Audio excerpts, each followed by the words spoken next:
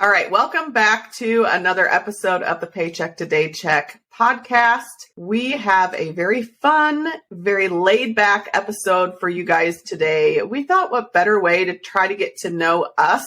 You pretty much only know us as resellers. So we wanted to kind of share some random facts, random things about ourselves. I'm going to say 3 things, random things, and then Ashley's going to do 3 random things. And then we are going to share a giveaway that we're going to have for the entire month of February, because today is February 1st. It's a shorter month. There's only 28 days, but we wanted to do some sort of giveaway. So make sure you stay till the end when we let you know what that giveaway is. All right, so if you're listening to the podcast, which I feel like we don't ever say who is who. So I'm Liz, if you haven't figured that out. And if you want to see what we look like, we'll also put this episode up on our YouTube channel. But I'm going to go ahead and I'm going to tell you 3 random things about me that you might not know. So let's start off with the first one. So the first one is I was a resident of South Dakota for about a year and a half, and I never lived there. I never owned a home. I never rented a home, but I was a South Dakota resident. So you're probably thinking, well, how the heck does that work? So in South Dakota, you only have to stay there for 1 night in order to become a resident of the state. When we full-time RV'd, we sold everything to RV our house. We didn't have roots. We didn't have a place to come back to. We didn't have a place to send mail. We were using my parents' address as a mailing address. So a lot of RVers that do it full time will use a mail forwarding service. A lot of them use them in the state of Florida, Texas, and South Dakota are kind of the main states that you can go to. And Casey was sent to Rapid City, South Dakota for work. And when we stayed there, we stayed at this campground called the TP Campground. And I don't even know if it's there anymore because they had switched ownership. So it might not even be named that anymore. So we went to a place to get a personal mailbox, which was a PMB at America's Mailbox. So we paid for like a year's service, and it's a mail forwarding service. They assigned us an address with a personal mailbox. So we had a mailing address. So once we had the address, we went to the campground and they gave us like a handwritten receipt, but they used that address on the receipt. So we stayed there for 10 days, and you only have to stay there for a night. But then we went to the South Dakota DMV in Rapid City, and we were able to get a residency. So we became residents of South Dakota. All right, the second random thing about me, I started bowling at the age of 5. I started at Don Carter Lanes in Rockford, Illinois, in the Cookies and Milk League. This was back before they even had bumpers.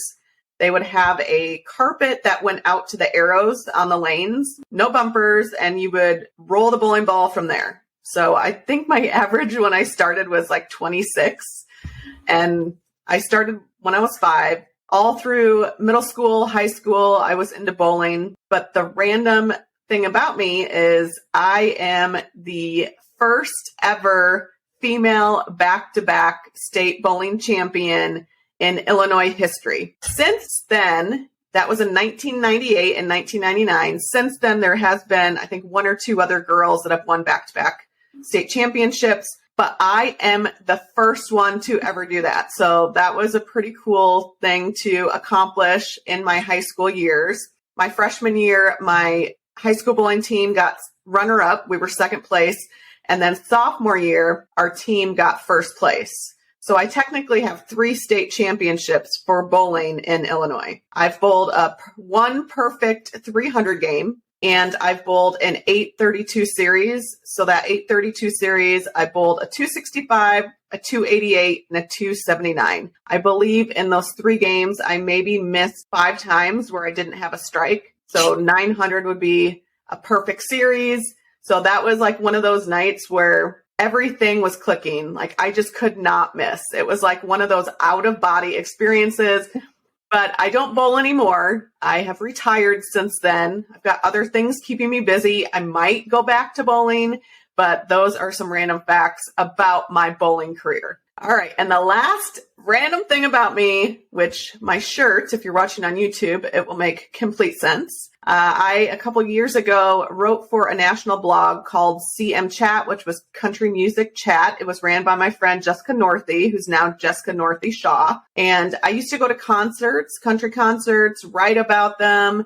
I used to interview artists. Let's see. I have met Jason Aldean, Luke Bryan, Cole Swindell, Chris Jansen, Randy Hauser, Old Dominion, Michael Ray, Brooke Eden, Phil Vassar. I've interviewed the Swan Brothers and my favorite country artist, which is Justin Moore. I also, when Dierks Bentley Whiskey Row here in Gilbert, Arizona, was having their grand opening, Kelsey Ballerini was the surprise grand opener. I actually took photos of her meet and greet. So I got to meet her. So that was pretty cool. And then also, not only did I write for that national blog, I also created Country Music in Arizona, which is the shirt that I'm wearing. And if you ever see me drinking out of this blue cup, my mother-in-law made it Country Music in Arizona with my name on it. But that was a local blog that I would run and really just kind of helping bring light to the country music scene, help the local artists around here. And then I got to cross something off my bucket list, which was I organized a singer-songwriter event,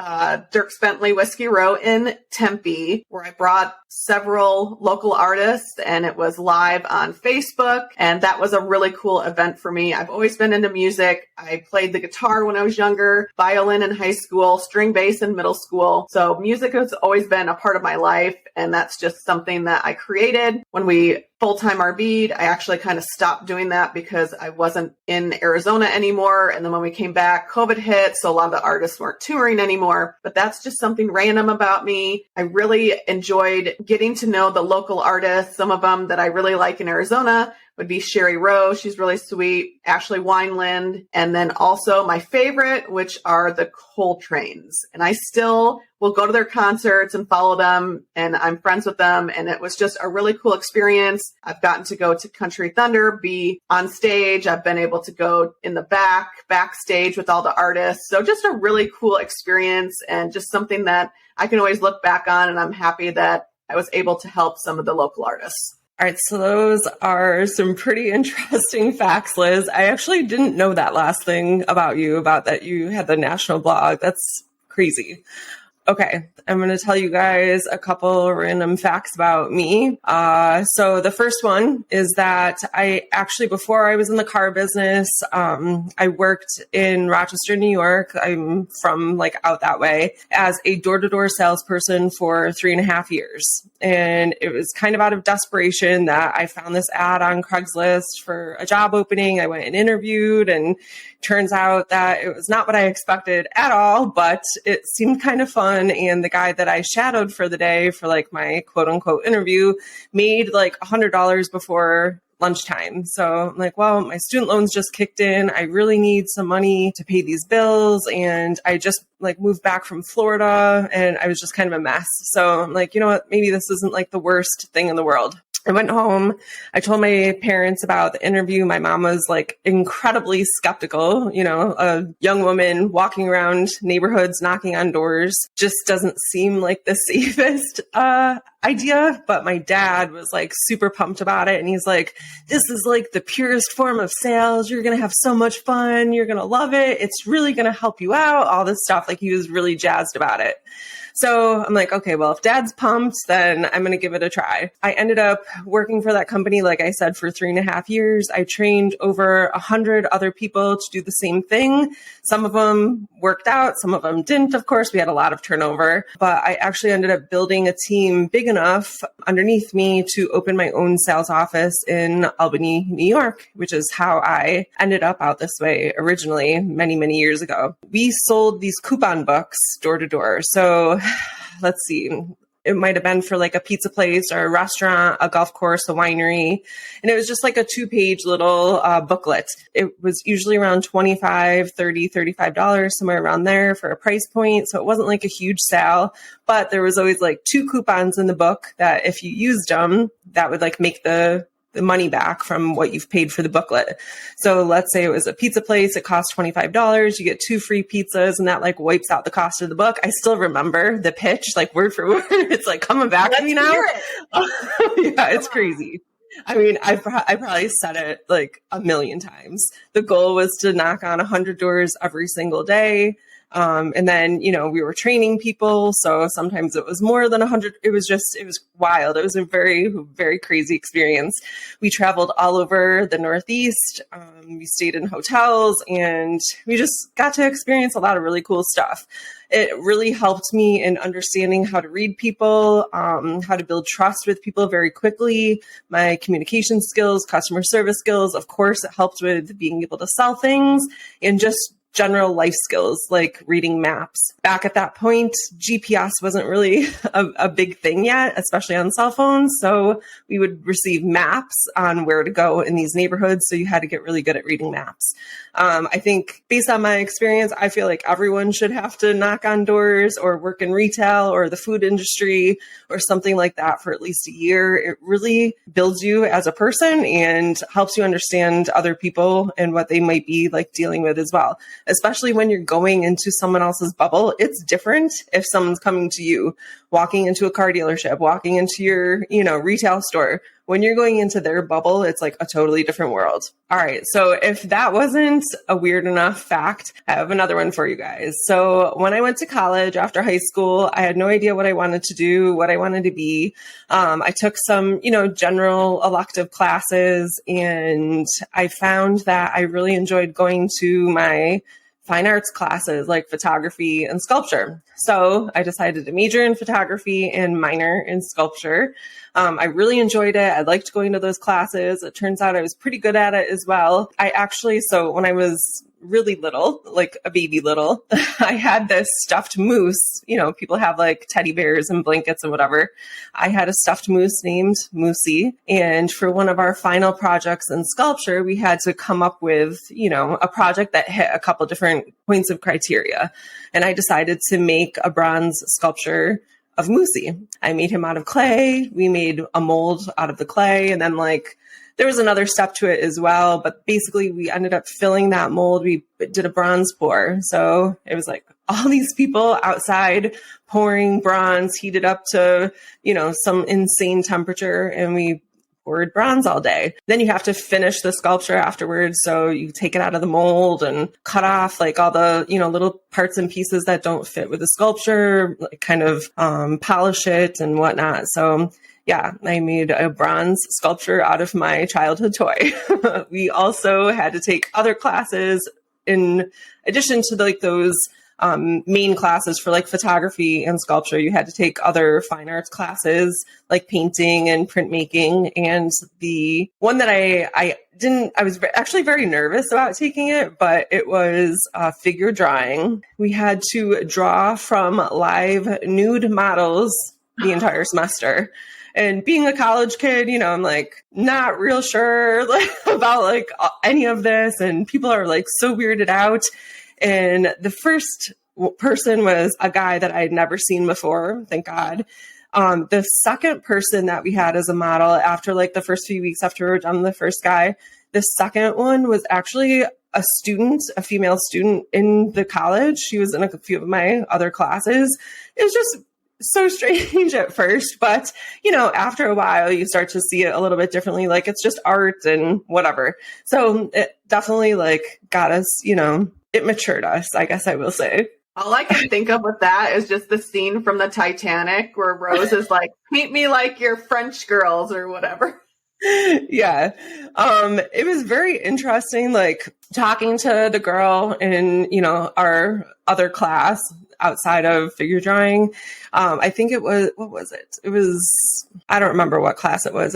It was a sculpture class she was in of mine, but we were talking, they actually paid them very well. I think they made $30 an hour back then. It was 2005, 2006. That was pretty good money back then, but it was pretty difficult. She said that she would start to cramp up after an hour sitting in the same position, and they couldn't move, we're all around her in a circle in our different spots, drawing from that one spot. So if she moved, it would ruin the, perspective that everyone had. So it was a tough gig. This next fact that I have for you guys, it's a little bit of a fact, a little bit of a story. It was probably around like 5 or 6 years ago. It was like right before I started reselling, actually. I woke up one morning and I was so broke that I had 15 cents in my bank account. Not even joking, 15 total cents. And I knew that by the end of the day, it would probably go negative based on, like all the random, charges and stuff that maybe you hadn't hit my bank account yet from like the previous days. I had no idea how I was going to pay my rent, no idea how I was going to pay my cell phone bill that year or that month. And I was at that point 2 payments late on my car payment. Not a good spot to be in. I was working in the car business 60 plus hours a week, and I still somehow couldn't like pay my bills, couldn't keep up, couldn't make things work. It's like a pretty tough spot to be in for, like a young person. I was living by myself. I was away from my family. I was out in this area, didn't have a ton of friends. And I was just like, what the heck am I going to do? I woke up and I saw that, I got an alert on my phone, like your balance has gone under $100 or whatever it was. And I was like, crap, now what? And I hated that. Sick to my stomach, anxious feeling. I don't like asking people for help. And I didn't want to tell people like what kind of position I was in.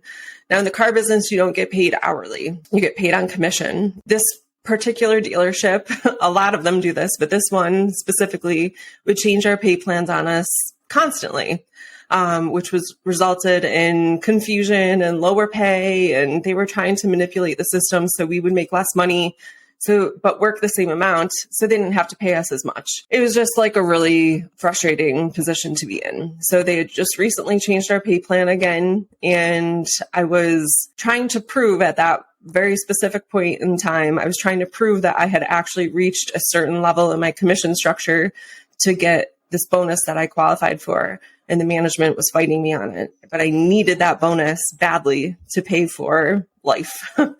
So I decided that day I was going to go into work and I was done with all of this crap and I was going to change my life. I didn't want to feel like that ever again. So I went into work. I reached out to every single contact I had ever made in the car business, people that I hadn't spoken to in years, people that I didn't even know if they would respond to me. But one girl did, and her name was Tiffany. She was a software rep for this product that we used in that dealership. She and I had really great conversations before. She was such a sweetheart. And she responded to my text message and she said, yes, I think I have an opportunity for you. I'll call you in a little while. So she called me and told me about this position that she heard was open at another one of her dealerships, and it sounded like a great fit. She said the people there were amazing, and she was going to reach out to whoever it was, her contact there. And she said, I'll give you her information. Let me just reach out to her first. So she did, and she texted me back. She gave me her information, told me to give her a call. So I did. Her name was Maria. So I called Maria. I explained my situation to her, what was going on. And she knew a lot of the people that I worked with at that point. She's very well known in this area. And she actually happened to be the president of that company at the time. So she's like, I want you to come in for an interview. Can you be here tomorrow? And it happened to be my day off the next day. So it worked out perfectly. I went in for the interview. I got to meet her. I got to meet the woman that would be my supervisor, the other 2 sales managers, and a bunch of the staff that was there. It was a gorgeous dealership. Everyone seemed happy, and she really wanted to help me out. So she offered me the job on the spot, and I was like so relieved. I thought I was going to start crying right in front of her. I was just so happy to be out of, or being on my way out of, I guess, the situation that I had found myself in. I told her that I was going to respectfully give my 2 weeks to my employer at the time. But I also told her, if I'm able to, I would like to start working for you sooner. If they don't want my 2 weeks, I will let you know as soon as I can start. In the car business, they don't really care about 2 weeks notice. As soon as you tell them that you're leaving, you're pretty much out. So that's pretty much what happened. I told my current employer that I had accepted another job. They also had given me a $3,000 sign-on bonus, which greatly helped. She let me walk out of there with a check that day, which is also kind of unheard of. So I was able to put that in my bank account. So within 24 hours, I went from having 15 cents in my bank account to having $3,000 in my bank account, was able to pay my rent, was able to pay my cell phone, and was able to buy something other than ramen noodles to eat that night for dinner. So it was a really great feeling. And what that taught me was, I had let that dealership kind of make me feel like I was worth less than, like I was worth what they felt I was worth, or telling me I was worth anyways, when I knew that I had skills and ability well above and beyond what they were paying me. And this woman just saw that I had that ability and those skills and wanted to pay me for them. So if you're in a bad spot right now, just know that if you want to, you can change your life